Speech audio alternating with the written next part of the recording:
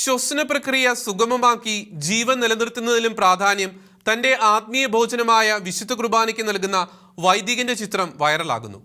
ബ്രസീലിലെ മർലോൺ മുക്യോ എന്ന വൈദികനാണ് വിശുദ്ധ കുർബാനയോടുള്ള തന്റെ തീഷ്ണതയും അഭേദ്യതയും രോഗക്കിടക്കയിലും കൈവിടാതെ മാധ്യമ ശ്രദ്ധ ആകർഷിക്കുന്നത്. നാടുകളെ ബാധിക്കുന്ന ഒരു അപൂർവ രോഗബാധയെ തുടർന്ന് ചികിത്സയിൽ കഴിയുന്ന ബ്രസീലിയൻ വൈദികൻ ഫാദർ മാർലോൺ മുക്യോയാണ് തന്റെ ദിവ്യകാരുണ്യ ഭക്തിയാൽ വിശ്വാസികൾക്ക് മാതൃകയാകുന്നത്. അനുദിനമുള്ള ദിവ്യബലിയർപ്പണത്തിൽ മുടക്കം വരാതിരിക്കാനായി കൃത്രിമ ശ്വസന പ്രക്രിയ നിഷേധിക്കുകയായിരുന്നു ഫാദർ മാർലോൺ.